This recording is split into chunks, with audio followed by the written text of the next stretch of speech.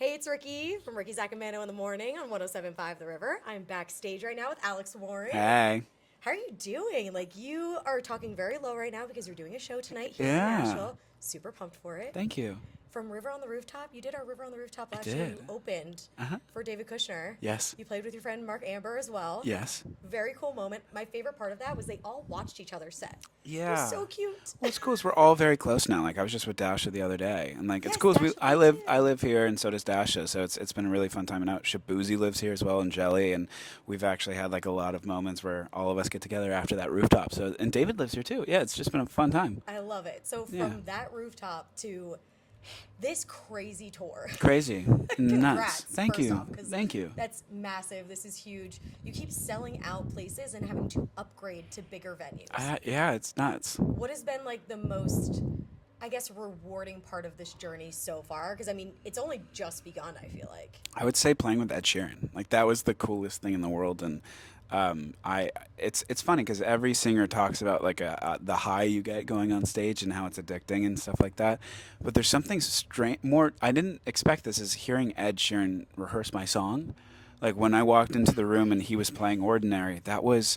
I remember I audibly looked at him. I go, "This is the craziest day of my life," and he just started laughing. And it's like crazy to think my wife was crying in the front row while me and Ed were rehearsing. And it's like, it's just such a funny moment where like she knew how much Ed Sheeran meant to me, and like growing up and listening to his music, and to hear him singing my songs was crazy. Well, now you're like Ed Sheeran.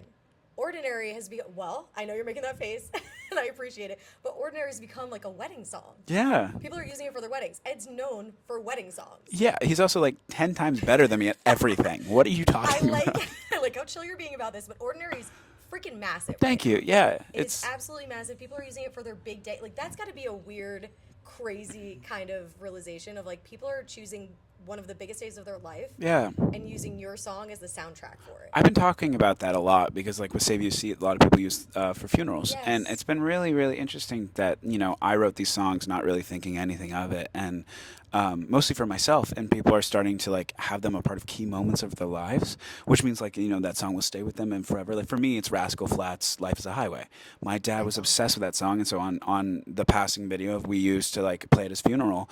Life is a highway. Every time I hear that song, I get emotional and I start to cry. And it's crazy to think that I can do that for other people with my music. So when you created Ordinary, you weren't like, this is it. This is going to be so special. Outside of it, obviously being special to you, you didn't have that moment because I know sometimes people go, "Oh, I know this is it." That was me with Ordinary. It was, When okay, so I you knew it hated was it gonna at be huge. first. I hated it. No, I didn't know it was gonna be Hated huge. it at first? Hated it at first when we were writing it because it was just the guitar, which is sick. But I didn't see the vision of it. I guess I think it sounded like a song that was for someone else. And when I cut it the next day, I remember we woke up because we were all staying at the same house. I write with my friends, so it's just a group of my friends. And we wake up the next day and we listen back to it and we're like, "Oh my god!" I think I was just sleep deprived. I was on a plane right before, but I remember that song. Once I heard it, I was like, everyone needs to hear this. I thought it was so special. And I'm so happy that when I started posting about it, people felt the same way. Okay. Because I've had songs like that and it doesn't really translate that much. And it's interesting that Ordinary was the one. I love that you hated it at first Mm-hmm. because it's almost like this is gonna sound strange, but every person who's ever become my best friend, I've hated initially, and then they end Oh. up my best friend. Oh, God. And I think the way I look at friendships are the way that you look at songs. I love that. Oh, that's amazing. Because like at first you just don't maybe realize exactly what's so great about it. Yeah. And then you get to know it a little bit better, and you're like, oh, I actually love this. Maybe. I love that. You have been obviously traveling a lot, doing so much. You have to be like run down at this point, but we have to talk Yeah. about Stagecoach. Yes. Wild Stagecoach. moment for Crazy. you. Oh, my goodness, crazy. Lana Del Rey sang your song to you. I know. I know. What the hell? That was like the Ed Sheeran moment. What the hell? Crazy, crazy, crazy, crazy. I will never get over it either. She's so like she's one of those people I feel like are so disconnected from everything. So the fact that she knew my song, she's like, I danced to it in the kitchen. I was like, fuck yeah, that's I amazing. love that you didn't hide your excitement about that either. You were so So many people do that. Oh my open about goodness. it. You're like, this is exciting. I'm one of those people. I go up to everyone and I'm like, I've been such a huge fan of you. I'm a consumer first and foremost, a fan, and I love it. I'm a fan of everyone, and I love to like even TikTokers. Like I'll go up to them and be like, I've watched your videos for so long, and they're like, who the fuck are you? And it's the funnest thing in the world. It truly, it's just nice. I like it when people do it to me, and so like obviously people like Lana Del Rey get it all the time, but I'm not afraid to like show it, I guess, because that's Yeah. me. No, fangirl at heart. I love Yeah, that. yeah. I mean, I'm a fangirl. That's why I'm in radio, because I love music. Love and I it. like fangirl out about certain artists, and I love to like watch the progression of musicians. And I just feel like see it's things. cool when you do it though. When I do it, a lot of people are like, "Okay, fuck off." Who the hell is this guy, and why is he bothering? Yeah, it's happened a few times. Has it really? Like, Yeah. is it, like you just walk up to somebody and you're like, "I'm obsessed with you. I love you so much." I'm like, "What?" Yeah. Yeah. Stop, But those that's are like hilarious. the movie actors that I see at airports. My wife's like, "Please don't do it." And I'm like, "Honey, I have to go say hi." And she's like, "No, you're going to embarrass yourself." I'm like, "Trust me, I won't." And I go up and I'm like, I always call them by their first name too. So like let's Stop just it. say like Neil. I'll be like, "Neil. Neil, right?" Though, of course I know, but I'm trying to like spark a conversation.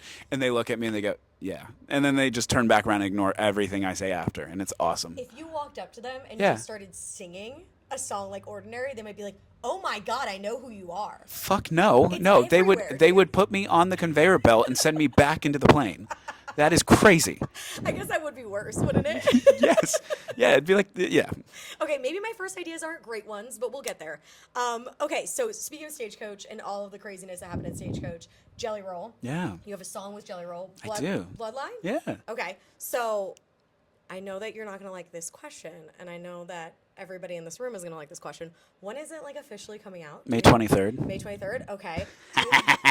I was gonna say, is that actually something that like people know yet? No, no one I knows didn't it think yet. so. That's what, I was like, I just want to make sure that in the last hour that I haven't checked your No, Instagram or your I'll post about it social like media. I'll post about it like in a few days, but no one knows yet. Okay, so You like, can really- say it. I don't care. I'm really excited that you just said that. I don't get why people are so crazy about that. It's a release date. Because I'm not every time leaking. I Actually, ask I would people- leak the song too. I would do that. I would do that. Who cares? It's a release date. I'm so excited. You want to know when my album comes out? Yes, when does it come out? Imagine- Tell me more. imagine. It's So in you Ju- have another album In coming July, out. yeah, it's coming. You have another album coming out in July, so it's gonna be part 2, I'm assuming, to the part 1. Yeah, it'll be a 20-song album, so 20 it'll put songs, everything damn. together. Yeah. Okay, how long have you been working on that? Was this kind of actually, since it's part 1 and part 2, did you have everything already ready for part 1 and part 2? No, I wrote part 1, and then part 2 I wrote in a week and a half.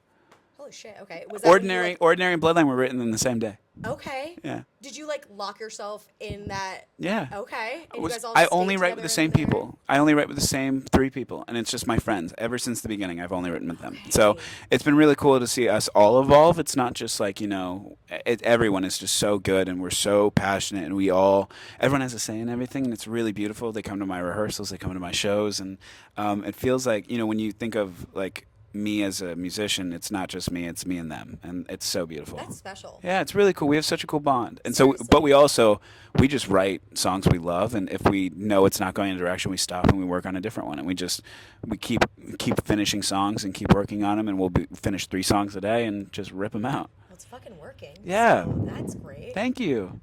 Okay, so with Jelly Roll, Mhm. you wrote it together. Yeah. Okay. Well, I wrote it with my crew, and then we brought And it to Jelly. Okay. Okay. Yeah. So when you were recording it with Jelly, or like talking about the vibe of the song, things like that, Sure. he has such like a wise aura about him. Yeah. Did you get any like gems of advice from Jelly Roll? Because Of that was course. the first thing I asked him when I met him. Like I wanted advice from him about life. He's a sweetheart, and he's also so kind, and I think, of course, yeah, he's seen it a lot. He's seen a lot. So much. But yeah, him and Ed, like I email Ed every day, like every single day, and Ed just helps me with a ton of stuff.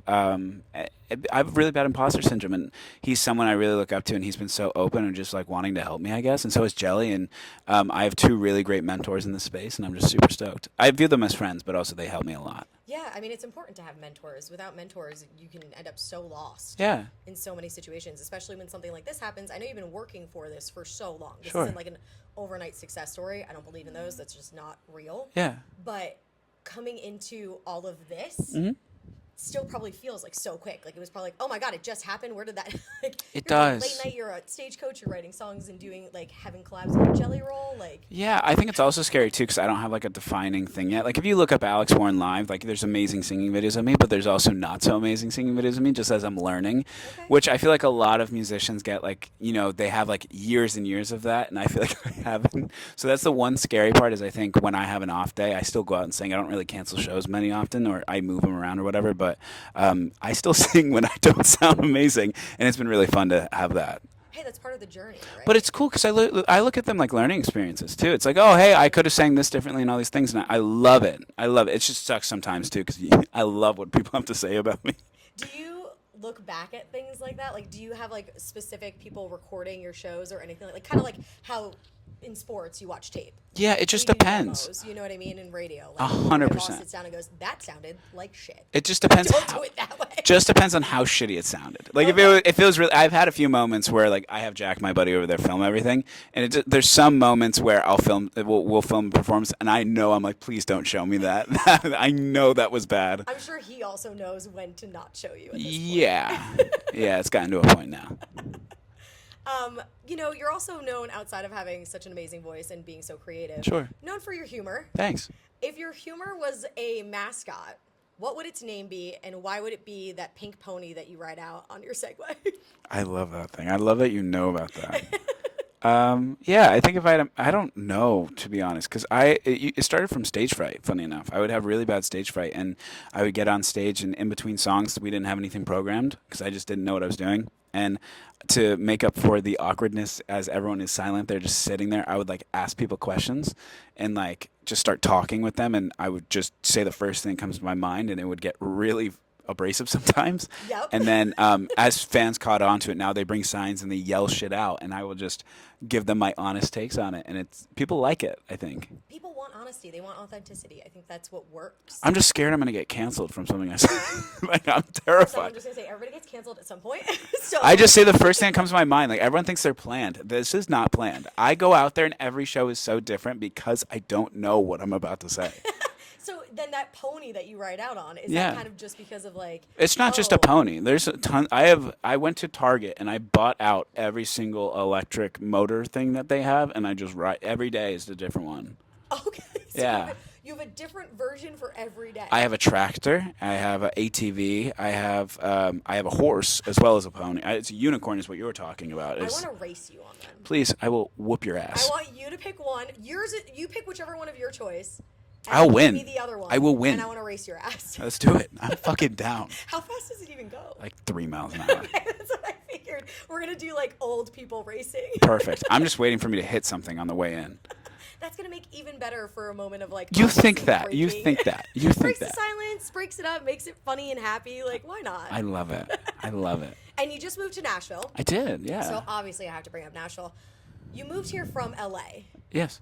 What's been the biggest thing that you've like noticed about Nashville and had to kind of come to terms with? I'm a transplant myself. I'm from Jersey. Oh, rad. So there's a lot that I had to get used to by moving down here that I was not used to. Well, I'm from a small town in San Diego, which is just very community based, where we just, everyone goes surfing in the mornings and goes to church and everything. And I feel like that's very similar to here, I guess, without the surfing part. Like everyone wakes up and there's routines that everyone has, and you go to church and you do all the things you do. And so it hasn't been much different from the way I grew up. It's very different from LA, though. I left LA for plenty of reasons, but I love just the sense of community. I live in a gated community, and everyone is so kind. They know what I do, and they watch my house when I'm gone, which is really, really nice. And they text me all the time, like, "Oh, a lantern went out. Do you want me to replace it?" And I'm like, "Yes, please, thank you." It's been really cool, and I love it. I've only been home for a week, so Crazy. whatever I've experienced of Nashville, I can't say as a whole is what it is. But I moved and immediately went on tour, and I toured 11 months out of the year. So I'll be home for a total of 3 weeks.